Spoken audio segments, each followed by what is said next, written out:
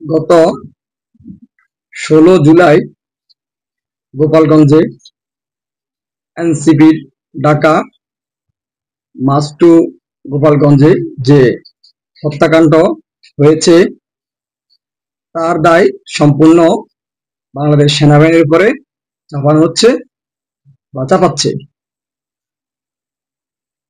হত্যাকাণ্ডের বিষয় নিয়ে এবং কি গোপালগঞ্জের সংঘর্ষ নিয়ে কিছু তথ্য সোশ্যাল মিডিয়ায় মাধ্যমে আমরা শুনতে পাচ্ছি। আপনারা শুনুন সবাই। 16 জুলাই যে হত্যাকাণ্ড ঘটেছে 16 জুলাই গোপালগঞ্জে বিস্তারিত।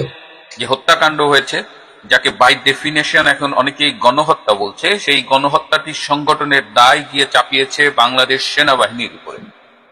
এই সেনাবাহিনী যারা গত বছরের জুলাই আগস্টে জনতার উপরে গুলি চালাবে না বলে বাহবা কুড়িয়েছিল, ঠিক 1 বছর যেতে না যেতেই তারা গোপালগঞ্জে নির্বিচারে গুলি চালিয়েছে। এবং এই তথ্য প্রযুক্তির যুগে অসংখ্য ভিডিও আমরা পেয়েছি যেখানে দেখা যাচ্ছে যে সেনাবাহিনী একদম লাইন করে দাঁড়িয়ে, সেখানে আমরা শোনাও যাচ্ছে যে একদম গালি দিয়ে বলছে যে ওই পাঁচজন গুলি কর, এবং সেখানে দেখা যাচ্ছে গুলি করছে।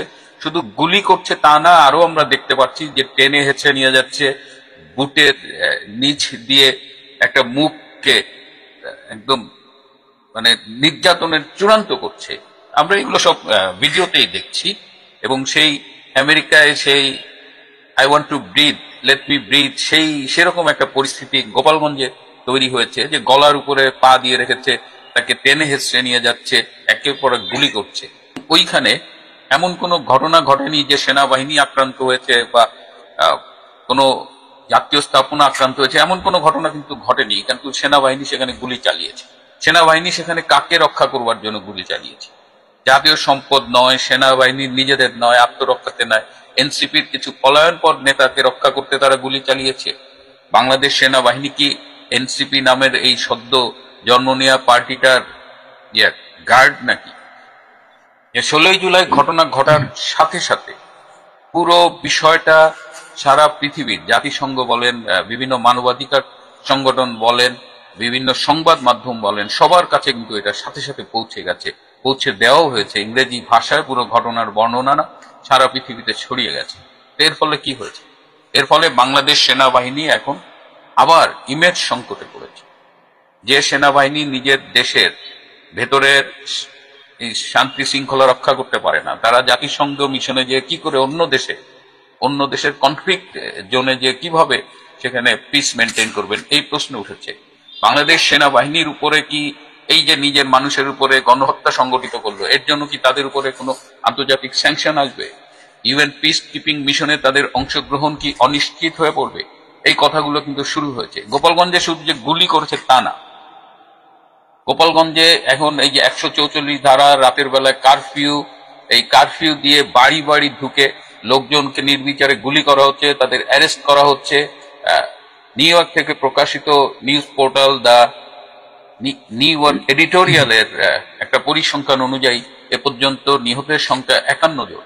যদিও বাংলাদেশ সরকার সরকারিভাবে বলছে যে 4 জন মারা গেছে, কিন্তু নিউ ইয়র্ক এডিটোরিয়াল এই অনলাইন পোর্টাল, এটা একটা পাবলিশড ম্যাগাজিনও, এরা বলছে 51 জন মারা গেছে। এদের ভাষ্য অনুযায়ী গুম হয়েছে এ পর্যন্ত 391 জন, তাদের খুঁজে পাওয়া যাচ্ছে না। আর গ্রেপ্তার করা হয়েছে 1170 জন। এই সমস্ত এই যে সেনা অপারেশনটা, এটা ডক্টর ইউনূসের সম্মতিতে, ইউনূসের স্বরাষ্ট্র উপদেষ্টা লেফটেন্যান্ট জেনারেল এবং জাহাঙ্গীর এবং আরেকজন উপদেষ্টা এই আসিফ মাহমুদ, তারা ঢাকায় পুলিশ কন্ট্রোল রুমে বসে পুরো বিষয়টা কন্ট্রোল করেছে। ওয়াকার খানও এই পুরো বিষয়টা মনিটর করেছে এবং ইনভলভ ছিল। এবং সবার নির্দেশে, অবাক করা ব্যাপার যে যশোরের GOC major general J M Emdadul Islam, এই এমদাদ ওই দিন নিজে গোপালগঞ্জের থেকে এই পুরো বিষয়টা কন্ট্রোল করেছেন। আপনারা এই অনেকেই ইউটিউবার বলেছেন, একজন ব্রিগেডিয়ার মিজানের কথা বলেছেন যে সে এখানে জড়িত ছিল, কিন্তু ব্রিগেডিয়ার মিজান এই মুহূর্তে সে দেশেই নেই, সে সমস্ত সৌদি আরবে হজ করতেছে। Junior commanding officer lieutenant colonel তারা তো অসহায়, যেখানে জিওসি মেজর জেনারেল নিজে ফিল্ডে থেকে পুরো বিষয়টা কন্ট্রোল করছেন, মনিটর করছেন, সেখানে অন্যরা কি করবে? সো একদম ফিল্ড লেভেলে রেসপন্সিবিলিটি যাচ্ছে এই মেজর জেনারেল এমদাদের উপরে। তার হায়ার নির্দেশগুলো এসেছে ওয়াকার খানের কাছ থেকে, ডক্টর ইউনূসও এটার সাথে জড়িত। তো এটা এই গণহত্যাটা একদম প্ল্যান্ড ওয়েতে করা হয়েছে।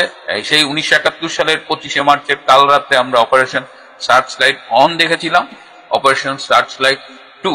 আমি সেই 71 সালে মুক্তিযুদ্ধে গোপালগঞ্জেই আশ্রয় নিয়েছিলাম, তখন ছোট্ট ছিলাম, তখন পাকিস্তানি হানাদার বাহিনীর নৃশংসতা দেখেছি, বাড়িঘর আগুনে পুড়িয়ে দিয়েছে, মানুষজনকে গুলি করে মেরেছে। সেই দৃশ্যের পুনরাবৃত্তি আবার হচ্ছে এই জেনারেল ওয়াকার খানের এবং এই মেজর জেনারেল এমদাদের আন্ডারে। এই মেজর জেনারেল এমদাদ কিন্তু মানে তার প্রমোশন হচ্ছিল না, এই ওয়াকার এসে তাকে মেজর জেনারেল বানিয়েছে এবং এই মেজর জেনারেল রাজনৈতিকভাবে এই অ্যান্টি লিবারেশন ওয়ার, সেই মুক্তিযুদ্ধ বিরোধী চেতনার ধারক হিসেবেই কিন্তু তার আর্মিতে পরিচয় আছে। তাকে এই গত বছরের অগাস্ট মাসে জুলাই এই ওয়াকারই তাকে এখানে গোপালগঞ্জে পোস্টিং দিয়েছে, যাতে এই গোপালগঞ্জ টুঙ্গিপাড়া এটা নিয়ে তাদের একটা বড় প্ল্যান আছে। তারা বঙ্গবন্ধুর সমাধি ভাঙতে চায়, এই ব্যাপারে আবার এনসিপি, ওয়াকার, ইউনূস, জামাত সব এক। এই অবস্থায় আরো কি করেছে, 1975 সালে যখন বঙ্গবন্ধুকে হত্যা করা হলো, বঙ্গবন্ধুকে কবর দেওয়ার জন্য কিন্তু আর্মি অফিসার এসেছিল, তারা খুব তাড়াহুড়া করেছে, কয়েকজনকে নিয়ে একটা জানাজা করেছে। এবারেও কিন্তু এই যে যারা মারা গেছে তাদের খুব তাড়াহুড়া করে কবর দিতে বাধ্য করা হয়েছে। এইসব তো পুলিশ কেস, যাদের গুলি করে হত্যা করা হয়েছে তাদের কোনো পোস্টমর্টেম করা হয়েছে, মনে করা হয়েছে যে পোস্টমর্টেম করলে তো এভিডেন্সটা থেকে যাবে, কিন্তু এই এভিডেন্সের সমস্যা হবে না। ভবিষ্যতে যদি কোনো সময় আসে, সুযোগ আসে, পরিস্থিতি অনুকূলে আসে, প্রত্যেকটা হত্যাকাণ্ডের বিচার হবে। কিন্তু এবং এখানে দেখেন সংখ্যালঘুদেরও টার্গেট করে করে হত্যা করা হয়েছে। আমাদের এই যে একটি ছেলেকে হত্যা করা হয়েছে, তার বোন মেলবোর্নে থাকে, দীপ্ত সাহা বোধহয়। হ্যাঁ, তো এরকম একদম প্ল্যান্ড ওয়েতে আর্মি এই কাজটা করেছে। এখন এই যে কাজটা করলো, এখনো আপনাদের আমি একটা তথ্য জানিয়ে রাখি যে